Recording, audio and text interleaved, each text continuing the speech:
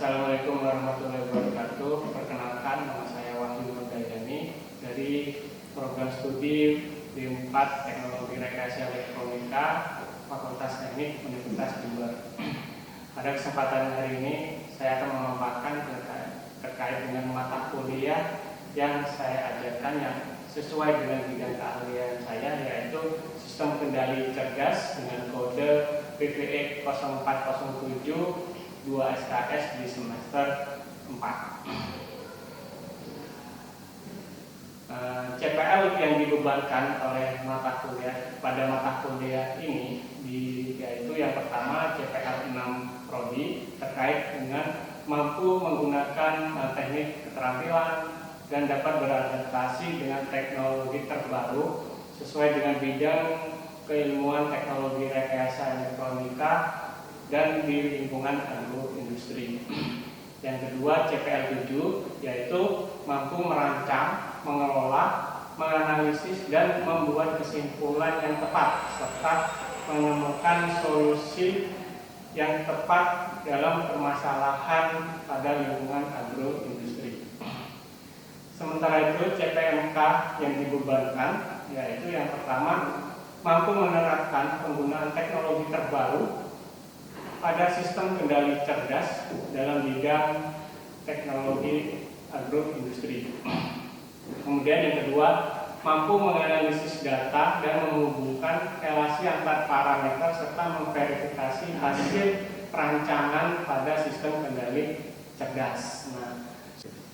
Oke, untuk sub CPMK yang pertama, sub CPMK 6 yaitu mampu menerapkan teknologi terbaru berupa logika fuzzy pada ilmu teknologi agroindustri. Kemudian yang kedua mampu menerapkan penggunaan teknologi baru pada STM, long term memory, pada keilmuan teknologi rekayasa agroindustri. Kemudian yang ketiga mampu penggunaan teknologi baru berupa CNN dalam bidang ilmu teknologi agroindustri. Dan yang terakhir dari sub CPL 6 yaitu mampu menerapkan penggunaan terbaru berupa YOLO pada bidang keilmuan teknologi rekayasa agroindustri. Deskripsi singkat terkait mata kuliah sistem kendali cerdas ini yaitu membahas tentang konsep, metode, dan implementasi kecerdasan buatan atau AI dalam perancangan sistem kendali di bidang teknologi rekayasa elektronika. Nah, harapannya di sini mahasiswa nantinya dapat merancang berupa logika fuzzy, LSTM, concept memory, konvolusi neural network atau SINEM, serta YOLO dalam penerapan pada sistem kendali cerdas di rekayasa teknologi. Assalamualaikum warahmatullahi wabarakatuh. Waalaikumsalam warahmatullahi wabarakatuh. Untuk kesempatan hari ini di pertemuan 6 kita akan melanjutkan lagi mata kuliah sistem kendali cerdas yang di USKS ya, dengan tema untuk hari ini yaitu konvolusi neural network atau yang dikenal dengan CNN. CNN ini nanti banyak sekali manfaatnya. Ini termasuk dasar dari artificial intelligence atau AI yang kita pakai hari ini, gitu ya, yang sering kita pakai. Selanjutnya di sini untuk CNN sendiri yang pertama CPL-nya, CPL 6 yaitu terkait dengan menggunakan teknik keterampilan dengan teknologi yang terbarukan, gitu ya, dengan rekayasa elektronika dan di agroindustri terutama, karena ini inline dengan CPL yang ada di prodi kita. Selanjutnya di CPMK-nya yaitu nanti harapannya setelah belajar dengan CNN ini, mahasiswa nanti bisa menerapkan CNN ke dalam penggunaan teknologi terbaru yang ada di vokasi atau nanti di dunia kerja. Sub CPMK-nya nanti mahasiswa mampu menggunakan teknologi terbaru ini di dalam dunia agroindustri, terutama gitu ya, karena ini berkaitan atau berimbang dengan visi misi yang ada di universitas, program studi dan fakultasnya. Oke, selanjutnya materi yang kita diskusikan hari ini terkait CNN itu sendiri. Nanti metodenya diskusi ya, kita banyak diskusi dan ada tugas mandiri yang dalam bentuk lembar kerja mahasiswa 3. Pertama materinya yaitu pendahuluan CNN, kemudian arsitektur dari CNN-nya, habis itu aplikasi dari CNN ke dalam rekayasa elektro, studi kasus, kemudian keunggulan dan ketahanan, ada studi kasus 2 sebagai tugas nantinya, dan kesimpulan. Oke, pertama mungkin untuk refreshing sendiri, di sini ada pertanyaan, mungkin bisa sambil browsing nantinya, ini bisa dijawab apa itu CNN menurut kalian. Oke, Zaki. Iya, Pak. Menurut saya CNN sendiri itu metode kecerdasan buatan yang digunakan untuk mengelola atau mengenali pada gambar dari data tersebut, Pak. Oke. Mungkin ada pendapat lain? Ya, Oke, Iqbal, silakan. kalau menurut saya CNN ini sebuah arsitektur deep learning yang dirancang khusus untuk memproses dan menganalisis data visual dalam bentuk gambar maupun video. Oke, itu sudah mendekati ya. Jadi kedua jawaban dari mahasiswa sudah mendekati dari artinya. Sebenarnya CNN itu adalah, nah dari singkatannya juga ada C-nya kan konvolusi ya. Jadi data itu dikonvolusi, dikumpulkan gitu ya. Kemudian neural network itu kayak kerja dari otak kita sebagai neuron. Nantinya di sini CNN itu merupakan dari arsitektur jaringan saraf tiruan yang dirancang khusus untuk mengolah data yang berbentuk citra atau grid. Nah, grid ini nanti hasil dari konvolusi, gitu ya. Jadi gambar itu akan dikenali berdasarkan grid-gridnya, dipecah dari berbagai macam grid, dikonvolusi sekecil mungkin agar bisa di training nantinya, dibuat latihan suatu sistem, bisa diklasifikasi atau dikenali oleh suatu sistem. Nah, adapun yang didapat yaitu pertama ekspresi fitur dari gambarnya, kemudian struktur yang berlapis konvolusinya di situ ya. Kemudian yang terakhir akurasi tinggi hasilnya, dia bisa membedakan objeknya atau gambarnya gitu. Nah, seperti itu ya. Jadi untuk si CNN. Di dalam CNN untuk langkah pertamanya yaitu membangun suatu arsitektur. Nah, arsitektur itu apa aja isinya? Yang pertama adalah gambar yang akan dikenali, itu dijadikan sebagai input. Gitu. Setelahnya adalah konvolusi, yang tadi saya jelaskan. Jadi konvolusi itu memfilter atau kenal, menyambut citra untuk mendeteksi tekstur atau pola lokal. Jadi objek-objek yang akan dideteksi itu berdasarkan dari ini tekstur dan polanya. Jadi semisal tadi nanti ada contoh buah jeruk, dari teksturnya, dari warnanya itu bisa membedakan antara yang mentah, matang, dan busuk. Jadi dari warnanya sudah kelihatan.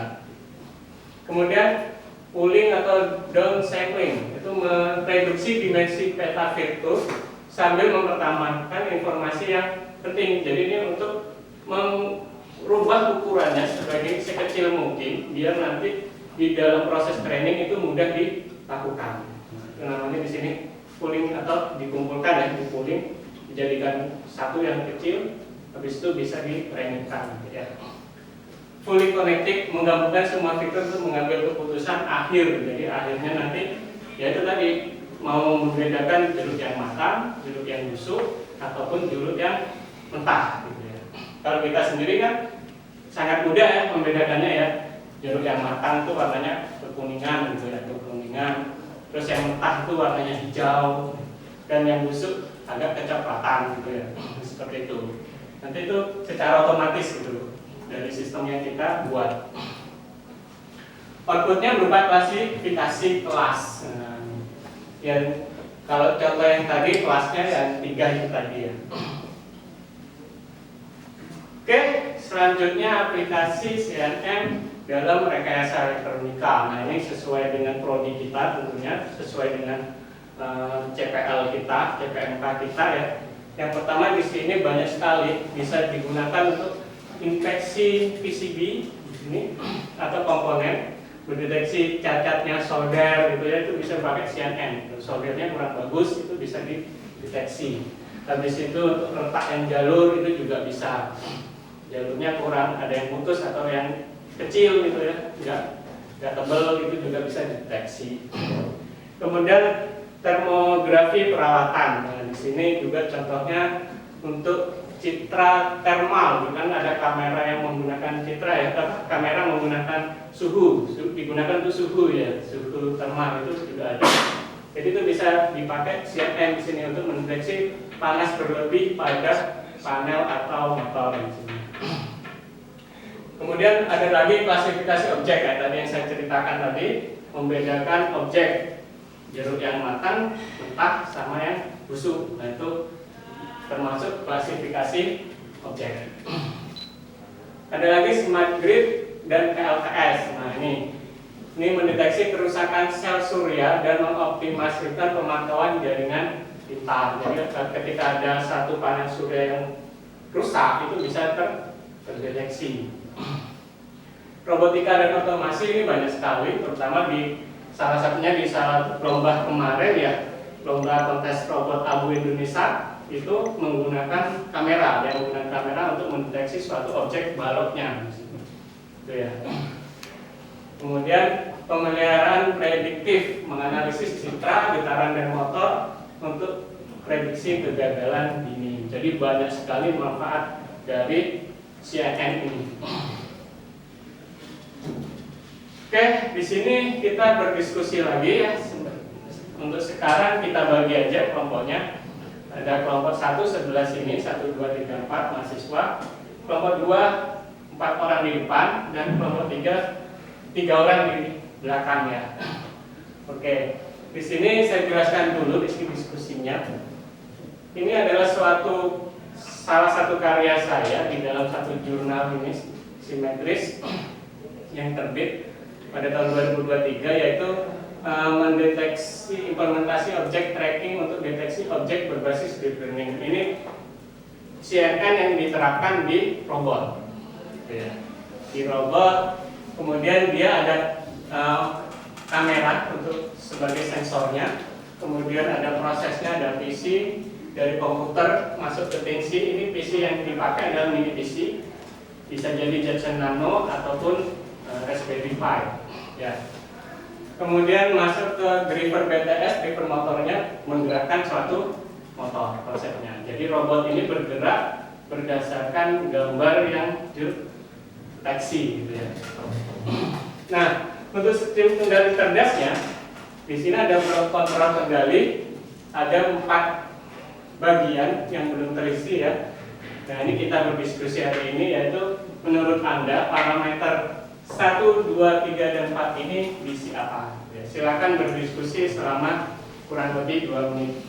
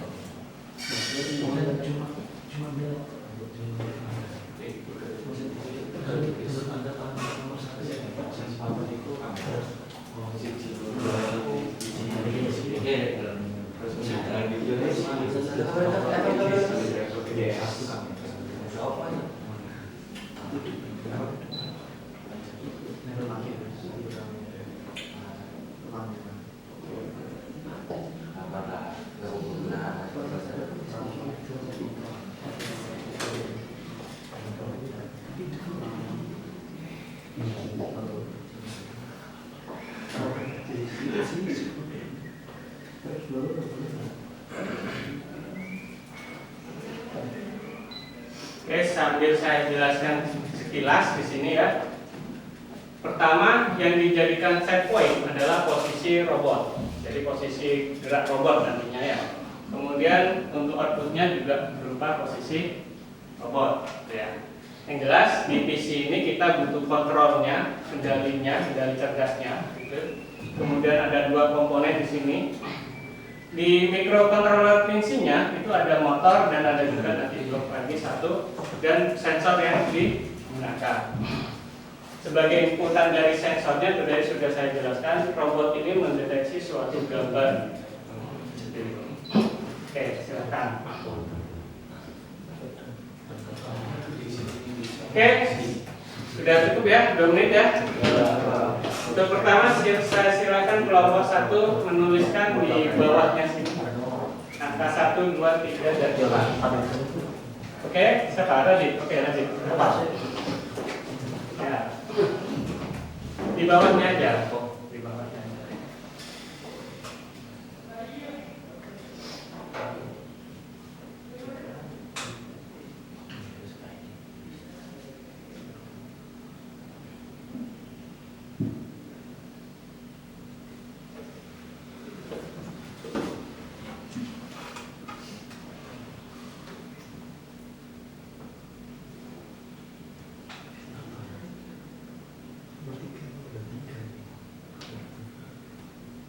Oke, lanjut sudah menuliskan nomor 1 adalah deep learning, kemudian nomor 3 aktuatornya,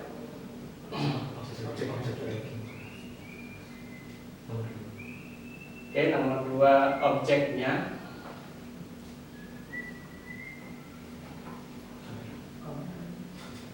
nomor 4 sensor yang dipakai kamera. Oke, terima kasih tadi.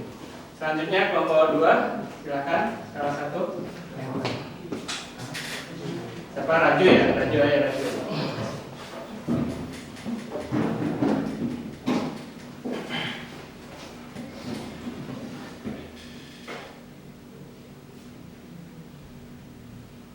Sama deep learning. Oke, 2 kelompok. Untuk nomor 1 mengisi deep learning sensor kamera.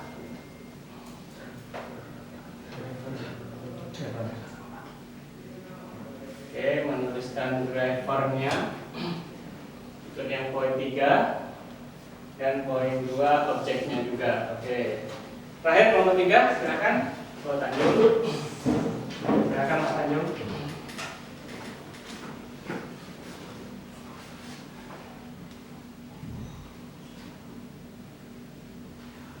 Oke, YOLO. Jadi metode YOLO-nya yang dimasukkan untuk angka 1. Kemudian klasifikasi objeknya untuk yang 2. PID, oke, kontrol PID-nya. Yang terakhir kamera. Oke, dari hasil diskusi kita ini untuk sensor rata-rata sudah ketiganya kamera semua ya. Memang sudah sensor yang dipakai memang kamera.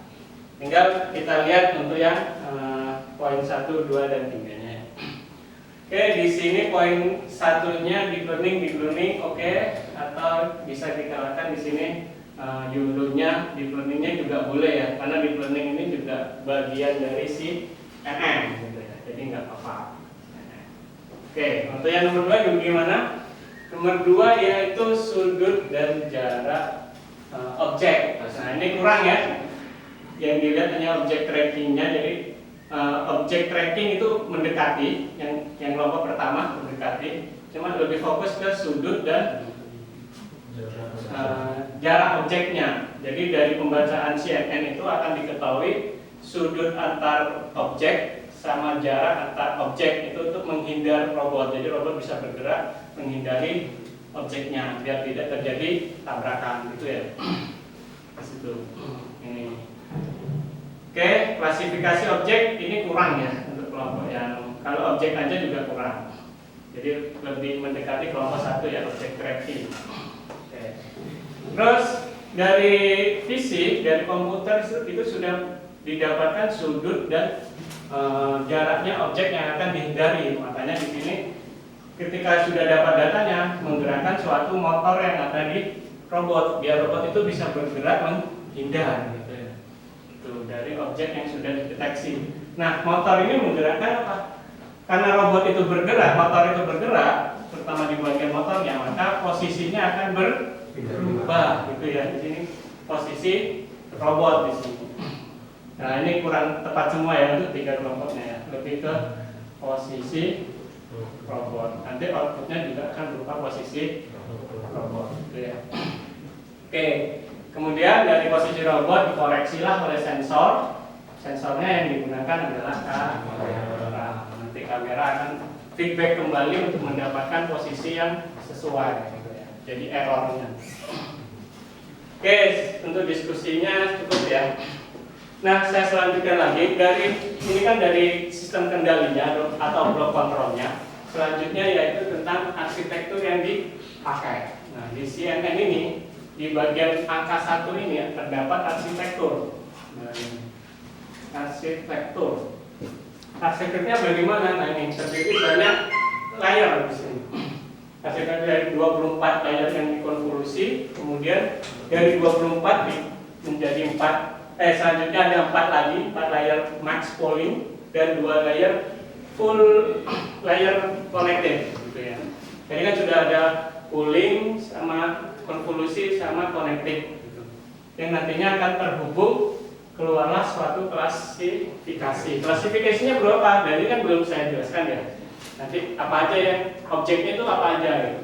Nah, berdasarkan penelitiannya itu yang saya lakukan sama mahasiswa ya tentang ini. Klasifikasinya ada 4 yaitu semua robot, kemudian bola, deteksi bola juga kita di situ. Habis itu robot biru dan robot merah. Jadi di sini ada 2 tim yang berlomba gitu ya, bermain sepak bola ini, kontes robot sepak bola Indonesia. Nah, di sini bisa mendeteksi robot biru dan robot merah, begitu juga bolanya, posisi bola gitu ya. Karena untuk bola sendiri ketika kita mengetahui sudut dan jaraknya itu bisa kita kejar bolanya. Robot bisa mendekati bolanya, harapannya seperti itu. Namun ketika kita mendeteksi robot yang berwarna kebalikan gitu ya, lawan, dia bisa menghindar. Termasuk yang teman juga kita menghindar biar tidak saling bertabrakan. Gitu ya. Dan selain sudut dan jarak ini juga bisa dipakai untuk saling mengumpan antar kedua robot tim. Gitu ya. Robot 1 dan robot 2 bisa berinteraksi saling mengumpan ketika kita mengetahui posisi sudut dan jaraknya. Nah itu kita butuh CNN atau deep learning atau YOLO itu juga ya. Nah di sini ada pertanyaan lagi ya. Menurut Anda faktor apa saja yang dapat menyebabkan pendeteksian objek gagal? Kira-kira apa? Ini untuk semua kelompok silakan, mungkin ada yang mau menjawab. Ingat ya, ini menggunakan sensor kamera. Kekurangan sensor kamera itu apa? Gimana? Oke, silakan juga. Kalau menurut saya faktor pendeteksinya gagal itu mungkin tidak terjangkau oleh kamera itu sendiri. Oke, itu juga menjadi salah satu ya penyebab kita tidak bisa mendeteksi objek karena batas dari kameranya itu sendiri. Ada lagi mungkin? Saya Pak. Oke, Tanjung. Mungkin dari pencahayaan juga mungkin Pak. Nah, benar juga ya. Jadi karena kamera itu ke warna objek, otomatis pencahayaan luar itu mempengaruhi warna suatu objek gitu ya. Misalkan ketika malam warnanya akan aslinya merah akan kelihatan kegelapan, merah kegelapan kayak gitu ya. Jadi warna juga mempengaruhinya. Untuk menghindari itu, makanya di sini ada salah satu kamera yang digunakan yaitu kamera yang universal yang dilihat untuk satu lapangan di sini ya. Nah, ini biar terdeteksi semua, harapannya seperti itu. Kemudian untuk yang cahaya itu untuk sampel trainingnya dan aset yang digunakan untuk training itu harus dalam kondisi berbagai macam cahaya. Akhirnya bisa mengklasifikasi objeknya. Seperti itu ya. Iya. Oke, saya lanjutkan untuk yang berikutnya yaitu tugas. Nah, tugas ini kalian mengerjakan lembar kerja mahasiswa bagian 3 terkait dengan CNN. nanti dalam pengerjaannya kalian memakai referensi yang sudah saya berikan. Ini salah satu penelitian saya, yaitu berjudul klasifikasi jeruk menggunakan YOLO algoritma. Tapi di sini kalian nanti menggunakan CNN dalam tugasnya ya. Nah, di pendahuluannya kalau penelitian saya yaitu mengklasifikasi ini ya, jeruk makan, jeruk hijau dengan jeruk busuk berdasarkan gambar dari suatu buah jeruk. Nah, nanti mahasiswa tugasnya yang pertama jelaskan prinsip kerja CNN-nya. Nah, kemudian sebutkan karakter visual buah. Jadi tugasnya berupa mengklasifikasi buah ya, bebas di sini. Kalian boleh buah apa aja yang dipakai. Itu yang contoh di sini hanya sebagai contoh buah jeruk. Kemudian gambarkan alur prosesnya, trainingnya, dan pengujian modelnya.